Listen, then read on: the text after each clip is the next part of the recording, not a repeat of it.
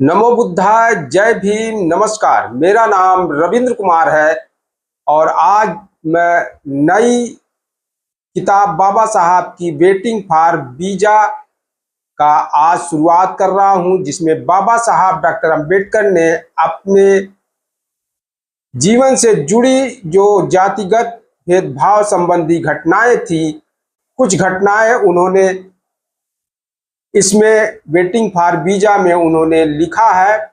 और यह waiting for visa Columbia University में पढ़ाई जाती, जो अमेरिका की कोलंबिया यूनिवर्सिटी है, वहां पर यह किताब पढ़ाई जाती है।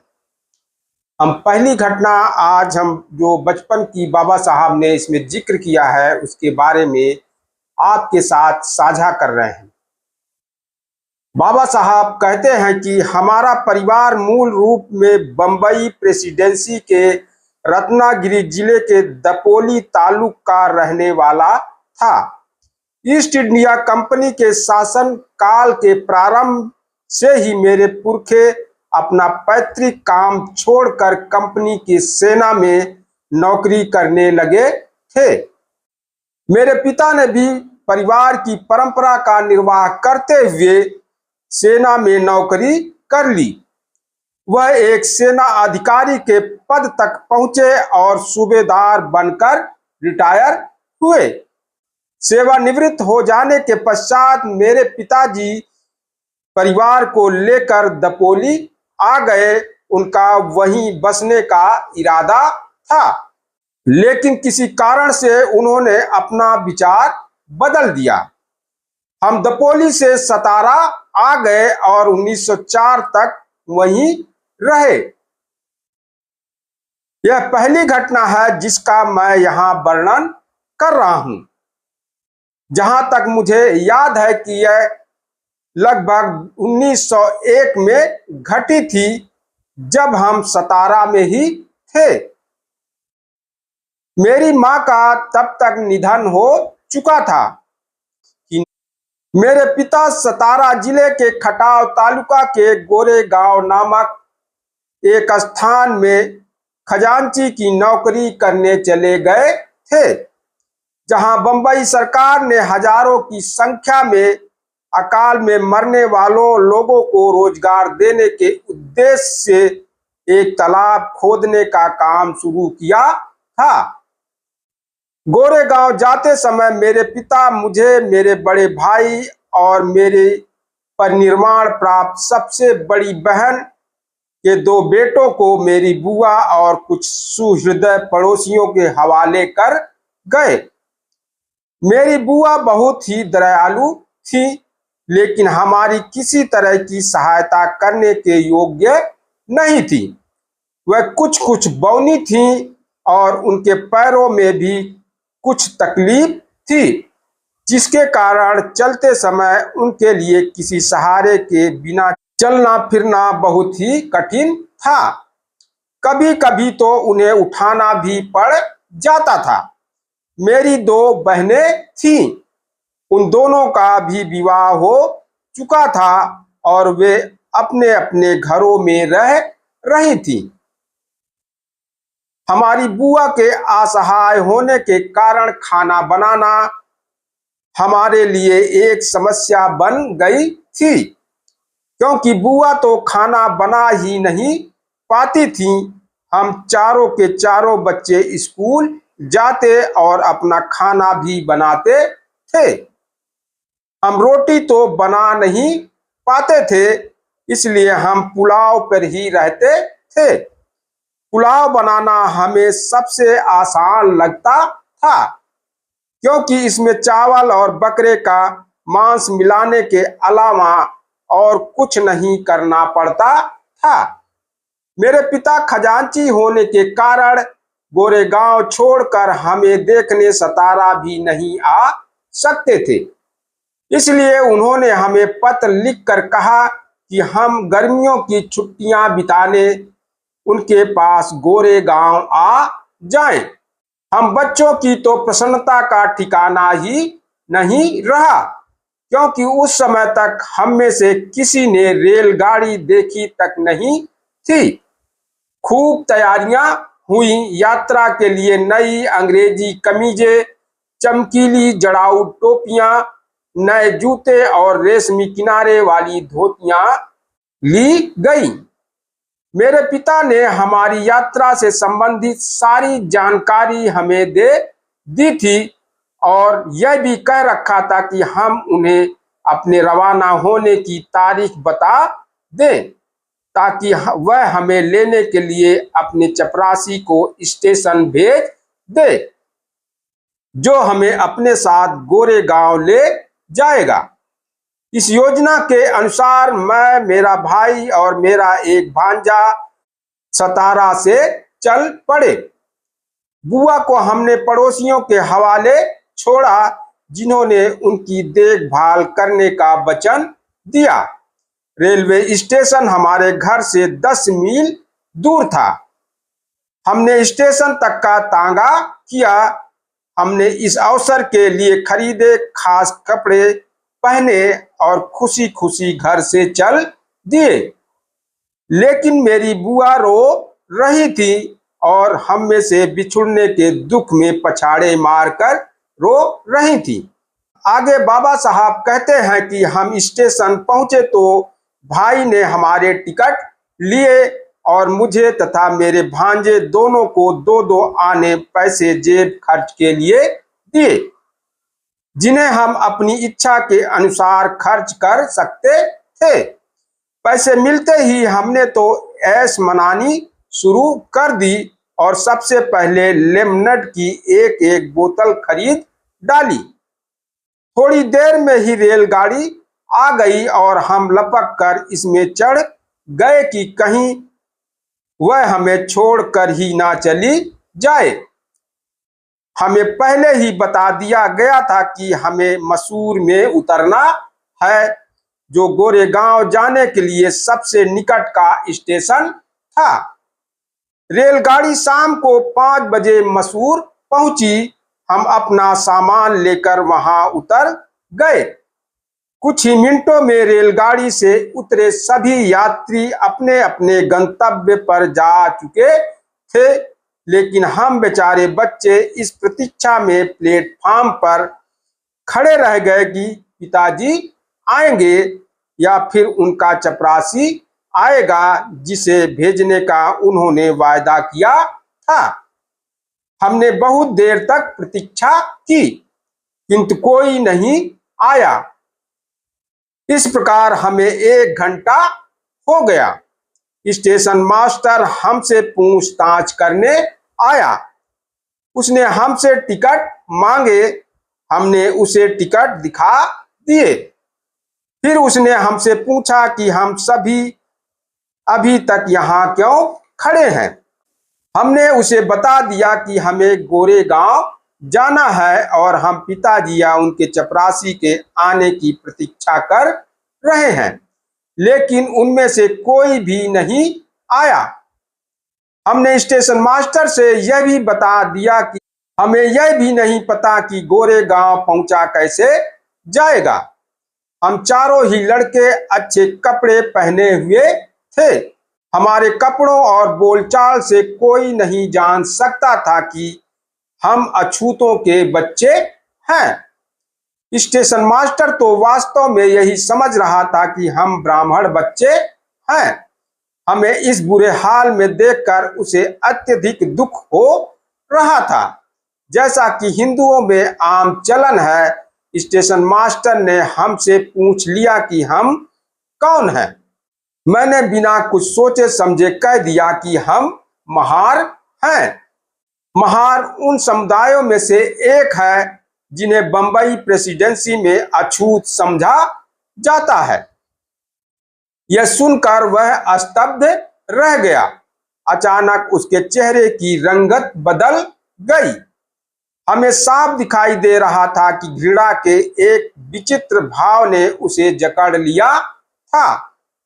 मेरा उत्तर सुनते ही वह अपने कमरे की ओर चला गया और हम अपने जगह खड़े के खड़े रह गए। इस तरह 15-20 मिनट बीत गए। सूरज ढलने को हो आया था। ना तो पिताजी आए, ना ही उन्होंने अपने चपरासी को भेजा था, और अब स्टेशन मास्टर भी हमें छोड़कर चला गया था। हम बहुत चिंता में थे और यात्रा शुरू होने पर जो आनंद, जो हर्ष अनुभव हम कर रहे थे, वह अब हवा हो चुका था और उसकी जगह नितांत उदासी ने ले ली थी। आधे घंटे के पश्चात स्टेशन मास्टर वापस आया और हमसे फिर पूछने लगा कि अब हमारा क्या इरादा है। हमने कहा कि अगर हमें कोई बैलगाड़ी भाड़े पर मिल जाए तो हम गोरेगांव चले जाएंगे, और अगर यह बहुत दूर नहीं तो हम इसी समय यहाँ से चल पड़ेंगे। वहाँ भाड़े पर चलने वाली बहुत सी बैलगाड़ियां मौजूद थीं, लेकिन मैंने स्टेशन मास्टर को जो उत्तर दिया था कि हम महार हैं, उसके बारे में सारी गाड़ी वालों को पता चल चुका था और उनमें से कोई भी अछूत जात की सवारियों को अपनी गाड़ी में बैठाकर अपने आप को अपवित्र और अपनी मान मर्यादा को नष्ट करने को तैयार नहीं था। हम 2 गुना भाड़ा देने को भी तैयार थे, लेकिन पैसों से भी बात बनती नहीं दिखाई दे रही थी। हमारी ओर से बातचीत कर रहे स्टेशन मास्टर की समझ में भी नहीं आ रहा था कि आखिर क्या किया जाए, अतः वह चुपचाप ही खड़ा था।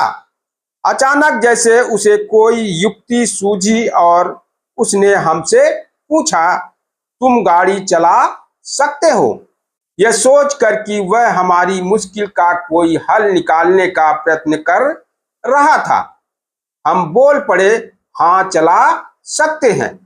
यह उत्तर मिलने पर वह गाड़ी वालों के पास गया और उनके सामने हमारी तरफ से यह प्रस्ताव रखा कि हम गाड़ी वालों को दुगना भाड़ा देंगे और गाड़ी भी खुद ही चलाएंगे और गाड़ी वाहन हमारे साथ साथ पैदल चलेगा। एक गाड़ी वाला इस शर्त पर राजी हो गया क्योंकि इससे उसे पैसा कमाने का भी अच्छा अवसर मिल रहा था और उसके अपवित्र होने का भी डर नहीं था। शाम लगभग 6:30 बजे हमारी चलने की तैयारी हुई, लेकिन स्टेशन छोड़ने से पहले हम वहां पक्का जान लेना चाहते थे कि क्या हम अंधेरा होने से पहले पहले गोरेगांव पहुंच जाएंगे। इसलिए हमने गाड़ी वाले से पूछा कि गोरेगांव कितनी दूर है और वह हमें वहां कितनी देर में पहुंचा देगा। उसकी बात का विश्वास करके हमने अपना सामान बैलगाड़ी में लादा और स्टेशन मास्टर को धन्यवाद देकर हम उसमें बैठ गए।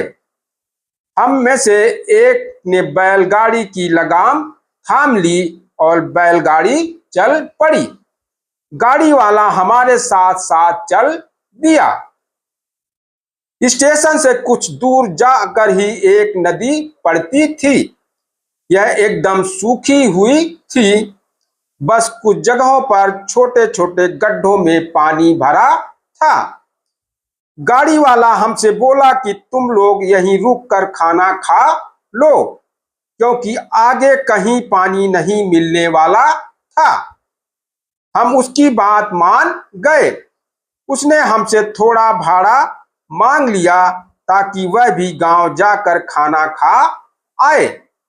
मेरे भाई ने उसे थोड़े से पैसे दे दिए और वह जल्दी ही लौटने का वादा करके वहां से चला गया।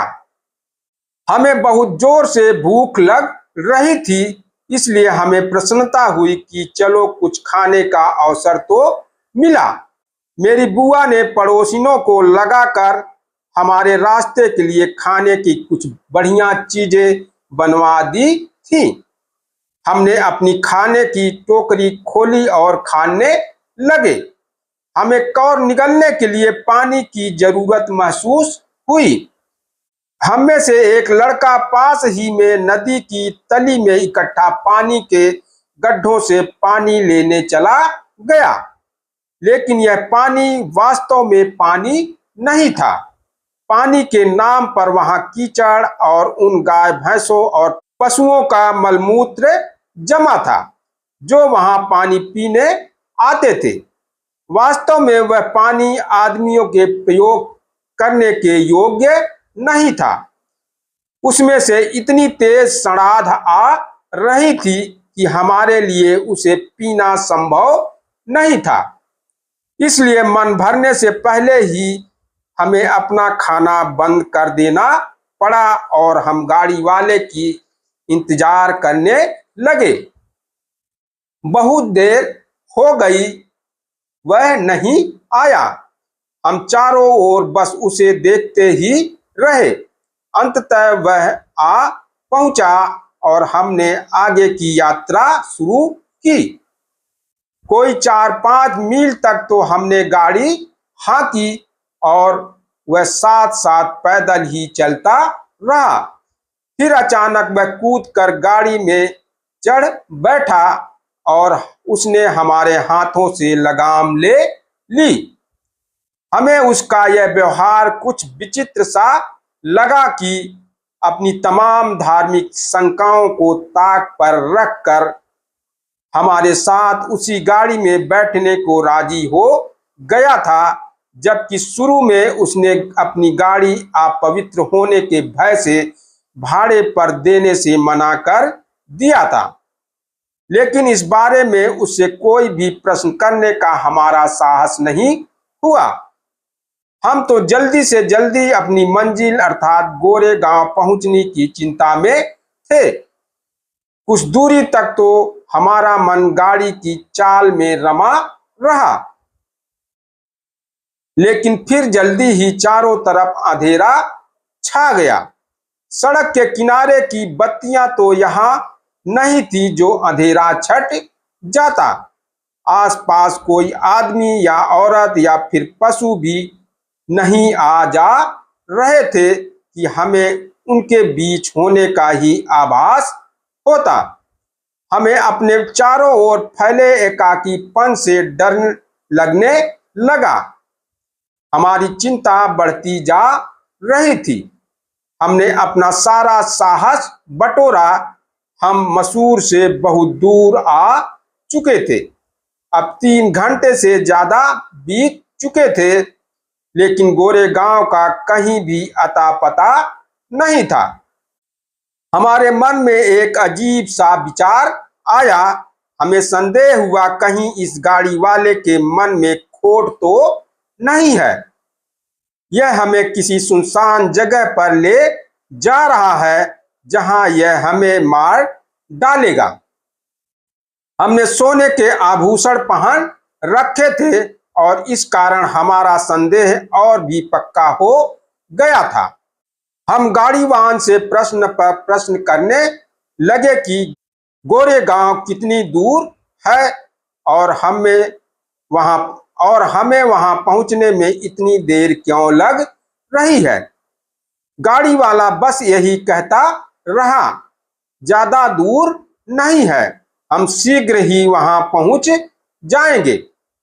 रात लगभग 10 बजे भी जब गोरेगांव का कोई नामो निशान दिखाई नहीं दिया तो हम बच्चे रो पड़े और गाड़ीवान हमें बुरा भला कहने लगा।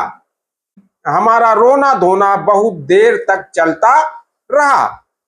गाड़ीवान ने उत्तर में कुछ भी नहीं कहा।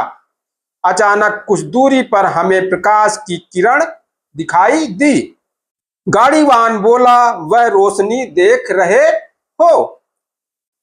वह चुंगी जमा करने वालों की बत्ती है। रात को हम वहीं विश्राम करेंगे। यह सुनकर हमें कुछ सांत्वना मिली और हमारा रोना धोना बंद हो गया। रोशनी दूरी पर थी, लेकिन लगता था कि हम उस तक अभी नहीं पहुंच पाएंगे। चुंगी लेने वाले अधिकारी की चौकी तक पहुंचने में हमें 2 घंटे लग गए। इसी बीच हमारी चिंता और बढ़ गई और हमने गाड़ी वाले से फिर तरह तरह के प्रश्न कर डाले कि वहां पहुंचने में इतनी देर क्यों हो रही है और हम सही रास्ते पर ही जा रहे हैं या नहीं। अंततः मध्य रात्रि होते होते बैलगाड़ी चुंगी लेने वाले की चौकी पर पहुंची। यह एक पहाड़ी की तलहटी में स्थित थी, लेकिन थी पहाड़ी के उस पार। जब हम वहां पहुंचे तो हमें वहां ढेरों बैलगाड़ियां खड़ी दिखाई दी। ये सभी रात भर विश्राम के लिए वहां खड़ी थीं।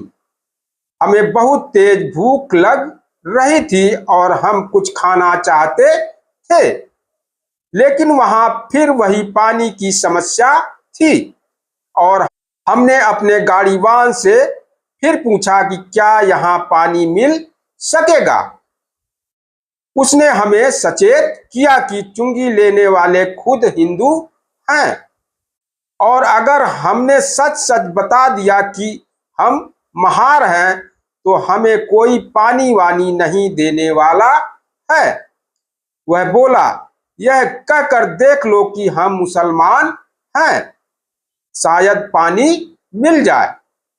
उसकी इस सलाह पर मैं चुंगी वाले की चौकी पर गया और उससे थोड़ा पानी मांगा। उसने मुझसे पूछ लिया कि तुम कौन हो। मैंने जवाब दिया कि हम मुसलमान हैं।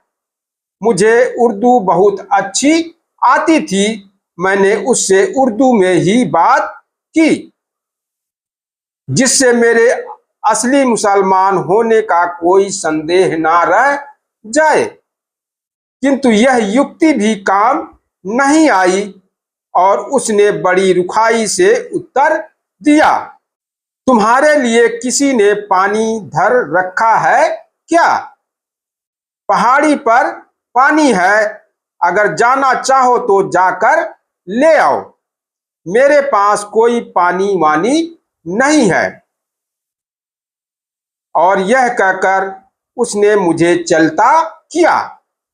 मैं बैलगाड़ी पर लौट आया और उसका उत्तर मैंने अपने भाई को बता दिया।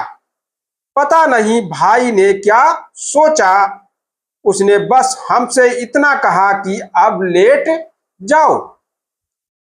बैलों की गाड़ी से अलग कर दिया गया और गाड़ी को इस तरह खड़ा कर दिया गया कि उसका पिछला हिस्सा जमीन में टिका रहे और अगला भाग हवा में ऊपर उठा रहे।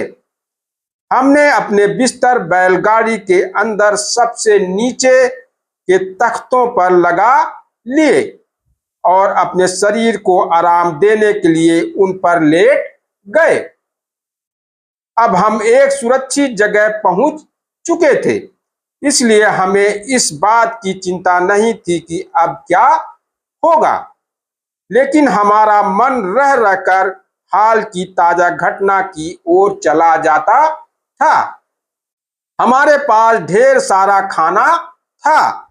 हमारे पेट में चूहे कूद रहे थे। यह सब होते हुए भी हमें भूखा ही सोना पड़ा और इसका कारण यह था कि हमें पानी नहीं मिल सका, क्योंकि हम अछूत थे। हमारे मन में अंतिम विचार यही आया।